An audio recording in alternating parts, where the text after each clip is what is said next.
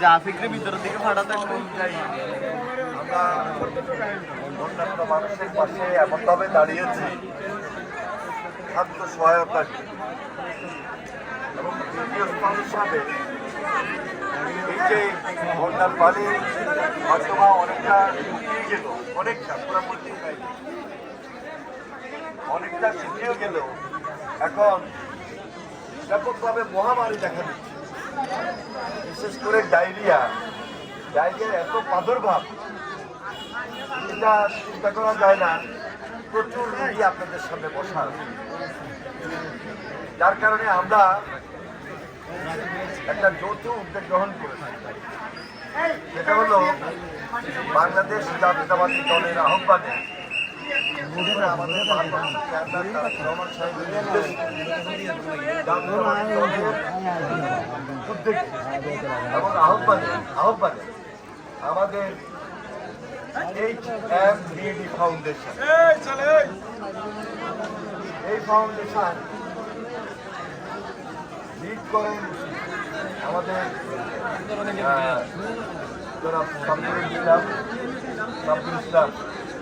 তিনিও আপনাদের আমাদের এই এলাকার লোক, আমাদের ছেলে। তো ওনার সাথে সর্বপ্রথম আমার কথা হয়েছে, গ্রহণ করেছেন। আমরা ওনাকে বাকি পক্ষ থেকে আন্তরিকভাবে মোবারকবাদ জানাই, ধন্যবাদ জানাবেন, অভিনন্দন জানাই। আর ওনার সঙ্গে সিরিয়াল নম্বর কত হয়েছে?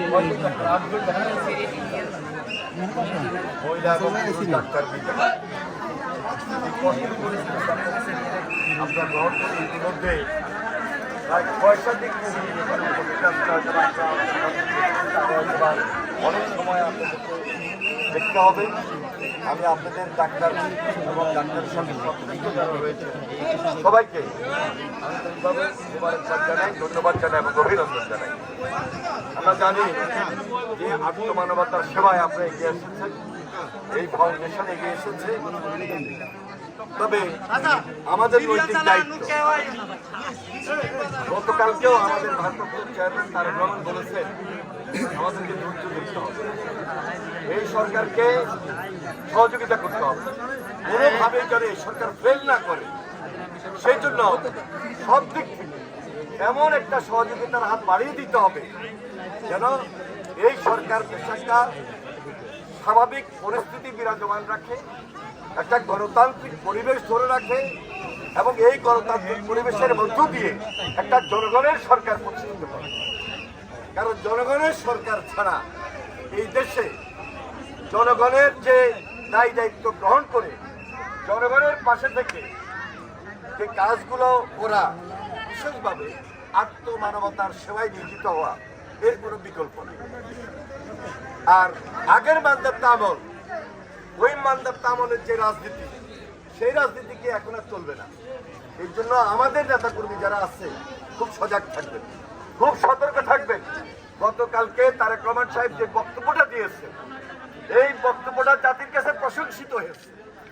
এই বক্তব্যটা অক্ষরে অক্ষরে, লাইন বাই লাইন আপনারা পড়বেন, পড়ে সেখান থেকে জাতির জন্য এই বাংলাদেশটাকে একটা সুন্দর বাংলাদেশ, ভবিষ্যৎ বাংলাদেশ কি হওয়া উচিত, কোন ধরনের হওয়া উচিত, জনগণের জন্য, দেশের জন্য, জাতির জন্য কি করা উচিত, কি করতে হবে, সুন্দর বাংলাদেশ কিভাবে করতে হবে, সেটাই আমাদেরকে অনুধাবন করতে হবে এবং আমাদের নজরে রাখতে হবে।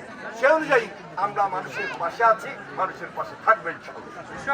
মনে রাখবেন যে আমরা একটা নির্বাচন আশা করছি এবং একটা নির্বাচন আসবে, সংস্কার করেই এই সরকার একটা নির্বাচনের ব্যবস্থা করবে।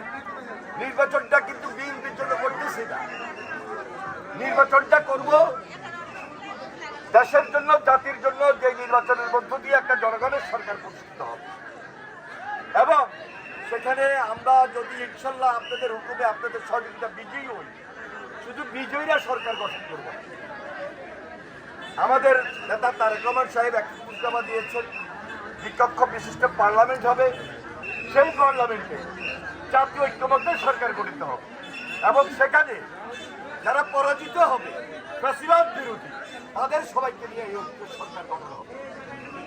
যদি হয় আমার বিশ্বাস আজকে যে এই যে বন্যা কবলিত লক্ষ্মীপুর এলাকা, লক্ষ্মীপুর দিয়েই বলি, এখানের মানুষ মুখে হাসি থাকবে, রাস্তাঘাটের উন্নয়ন হবে, বন্যার্ত মানুষের পাশে থাকবে। এই যে ডাক্তার সাহেব যারা আসছেন তারা আপনাদের পাশে এই সপ্তাহে এসে শেষ করেন।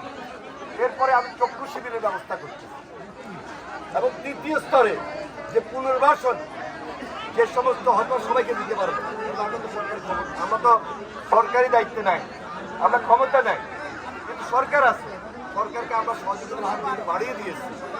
আমরা তাদেরকে নিয়ে তাদের সহযোগিতায় যেন এই দেশে প্রত্যেকটা মানুষের পাশে দাঁড়াইতে পারি।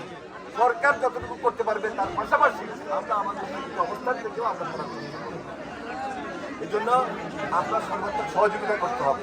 আর একটা জিনিস মনে রাখবেন, যারা বিভিন্নভাবে এই দেশে দুঃশাসন করে গেছে, অত্যাচার করে গেছে, নির্যাতন করে গেছে, গুমের সঙ্গে খুনের সঙ্গে জড়িত, ওই খুনিদের বিচার করতে হবে।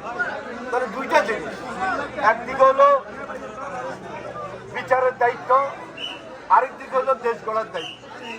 দুইটা জিনিস প্যারালালি চলবে, সমান্তরাল ভাবে চলবে। এটা যদি না করে বাংলাদেশের গণতন্ত্র হুমকির মুখে দাঁড়াবে। বাংলাদেশের গণতন্ত্রকে যদি সঠিকভাবে আগামী দিনে সুসংগত করতে হয় এবং পুরো প্রতিষ্ঠিত করতে হয়, তাহলে অবশ্যই আমাদেরকে সজাগ থেকে একদিকে বিচারের ব্যবস্থা চলবে, আরেকদিকে দেশ গড়ার কাজে চলবে। এখানে হলো বিএনপি এবং আওয়ামী লীগের স্বার্থ। আমরা দেশ গড়ার কাজে নিয়োজিত থাকবো, কোনো স্বার্থ নাই, কোনো চাওয়া পাওয়ার নাই, স্বার্থ একটাই, আমরা দেশটাকে নতুনভাবে গড়বো, যেভাবে নতুনভাবে আপনারা আন্দোলন করে সংগ্রাম করে দ্বিতীয়বার স্বাধীন করে। আমি লক্ষ্য করছি এত কষ্ট, এত সিদ্ধতের পরও আপনাদের মুখে কিন্তু হাসি আছে। হাসিটার কারণটা কি?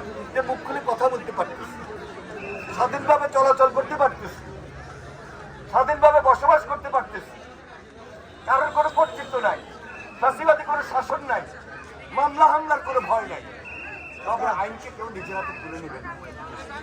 হ্যাঁ, তারা যখন ছিল এই ফাঁসিবাদী শাসক, এই কর্তৃত্ববাদী শাসক আপনাদের উপর অনেক অত্যাচার করেছে, অনেক নির্যাতন করেছে, প্রতিশোধ দিবেন না। প্রতিশোধের বাসা হয়তো আইনগতভাবে মামলা হবে, বিচার বিভাগ মামলার দায়িত্ব গ্রহণ করবে, সে অনুযায়ী বিচারের রায় হবে, আইনের মাধ্যমে আমরা সবকিছুকে মোকাবেলা করবেন। সর্বোপরি সংকট হলেও রাজনৈতিকভাবে আমরা তাদেরকে মোকাবেলা করব, কিন্তু আইনকে নিজের হাতে তুলে নেব। এই ব্যাপারে ইচ্ছে আপনার সজাগ আছেন, বারবার এই কথাগুলো আমি বলি। আর এলাকার উন্নয়নের জন্য ভবিষ্যতে আপনারা আমাদেরকে এমন একটা সুযোগ তৈরি করে দিবেন, যে সুযোগের মধ্য দিয়ে আমরা এই দেশটাকে সুন্দর বাংলাদেশ গড়ে তুলতে পারি। আর পাশাপাশি আমি একটা ধন্যবাদ না জানালে নয়, বিশেষ করে আমাদের ছাত্র দল, যুব দল, স্বেচ্ছাসেবক দল যে উদ্যোগ নিয়েছে, এটা প্রশংসার দাবি রাখে। এই যে বন্যার সময়, এই যে জলের পানির যে বন্যা, ষড়যন্ত্রের পানির যে বন্যা, এই বন্যার সময় ছাত্ররা রাস্তায় কাজ করেছে না, রাস্তা রিপেয়ার করেছে না, আমি তাদেরকে ধন্যবাদ জানাই, আমি তাদেরকে অভিনন্দন জানাই। কারণ এখনো চলমান আছে, আমাকে এটা চলমান থাকে। তাদের চক্ষু শিবির হবে, পুনর্বাসন হবে, রাস্তা মেরামতের কাজ চলবে। এটা আমরা ইয়াং জেনারেশন, আমাদের ইয়াং জেনারেশন এটা কাজ করতে সক্ষম এবং তারা দেখিয়ে দিয়েছে। এই কাজ চলমান থাকবে, এই কাজ অব্যাহত থাকবে। এই জন্য তাদেরকে আমি ধন্যবাদ জানাই এবং অভিনন্দন জানাই। বেশি কথা বলছি না, প্রিয় সাংবাদিক ভাইয়েরা, আপনারা কষ্ট করে এসেছেন, আপনাদেরকে আমি আন্তরিকভাবে মোবারকবাদ জানাই। সাফ কথা, আমরা জনগণের পাশে আছি, জনগণের পাশে থাকবো, আত্মমানবতার সবাই। যেভাবে আজকে এই যে এমবিডি ফাউন্ডেশন এগিয়ে এসেছে, বাংলাদেশ জাতীয়তাবাদী দল যেভাবে উদ্যোগ গ্রহণ করেছে, তারেক রহমান সাহেবের নির্দেশে এই চলমান কাজ শুধু এই ইউনিয়ন নয়, প্রত্যেকটা ইউনিয়নে আমরা এই কাজ অব্যাহত রেখেছি এবং আজকেও 3টা ইউনিয়নে আমরা যাব। এইভাবে ধারাবাহিকভাবে পুরা জেলায়, বন্যার্ত এলাকায় আমরা মানুষের পাশে আছি, মানুষের পাশে থাকবো ইনশাআল্লাহ। ধন্যবাদ সবাইকে, উপস্থিত সকল নেতৃবৃন্দ, আপনারা যারা উপস্থিত হয়েছেন এবং আমার মা বোনেরা যারা আজকে এখানে চিকিৎসার জন্য উপস্থিত